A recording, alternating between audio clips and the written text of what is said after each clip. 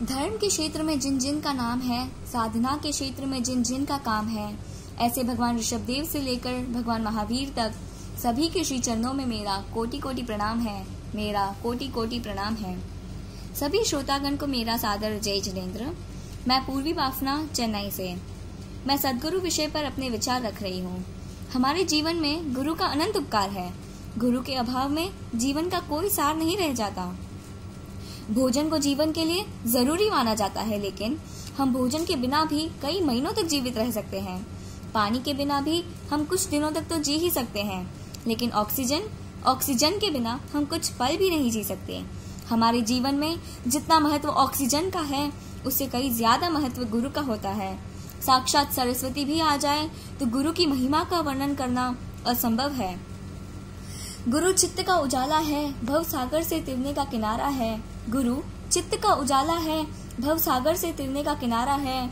गुरु मात पिता तुल्य है, संसार सागर से तिरने का सहारा है। कदाचित हमारा हाथ धधकती हुई अग्नि में चला जाए तो क्या होगा? जल जाएगा।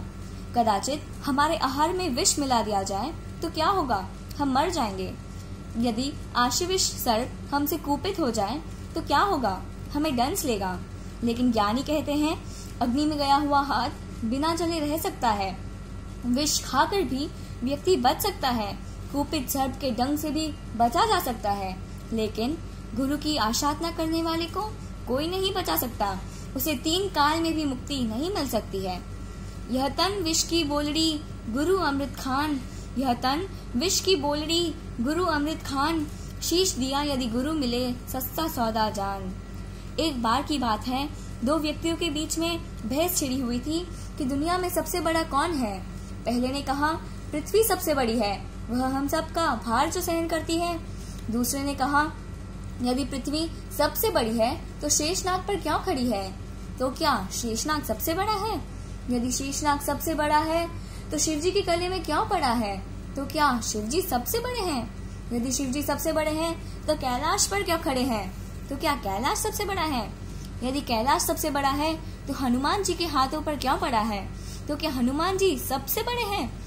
यदि हनुमान जी सबसे बड़े हैं तो श्री राम के चरणों में क्यों पड़े हैं? तो क्या श्री राम सबसे बड़े हैं?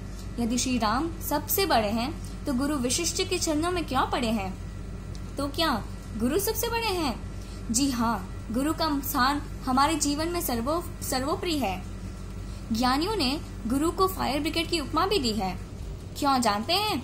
जिस प्रकार फायर ब्रिगेड आग को शांत करती है, उसे बुझा देती है, उसी प्रकार गुरु जिनवाणी रूपी जल से हमारे भीतर जल रहे कषाय रूपी अग्नि को शांत करती है। जिसके जीवन में गुरु नहीं, उसका जीवन अभी तक शुरू नहीं। जिस प्रकार तराजू में 2 पलड़े होते हैं और बीच में एक नाकी होती है जो दोनों पलड़ों में संतुलन बनाए रखती है।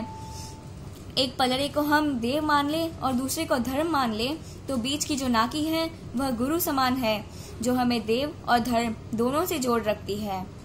जो दीपक घर के अंदर जलाया जाता है वह सिर्फ घर के अंदर ही प्रकाश फैलाता है, और जो दीपक घर के बाहर जलाया जाता है वह दीपक घर के बाहर ही प्रकाश फैलाता है, घर के अंदर नहीं। लेकिन जो दीपक दहलीए पर जलाया जाता है उसका प्रकाश घर के अंदर और घर के बाहर दोनों तरफ फैला रहता है। गुरु भी दहलीए पर जलाए हुए दीपक के समान ही तो है। वह हमारा यह भव और परभव दोनों ही संवारते हैं। गुरु पहले शिष्य को टच करते हैं, यानी आंकते हैं, फिर टीच करते हैं, फिर ट्रेनिंग देते हैं और फिर उसे जिनशासन में एंट्री देते हैं। इसलिए कहा जाता है कि गुरु कारीगर सारिखा तांची वचन विचार, गुरु कारीगर सारिखा तांची वचन विचार। पत्थर से प्रतिमा लहे, पूजा करे हजार, पूजा करे हजार। धन्यवाद।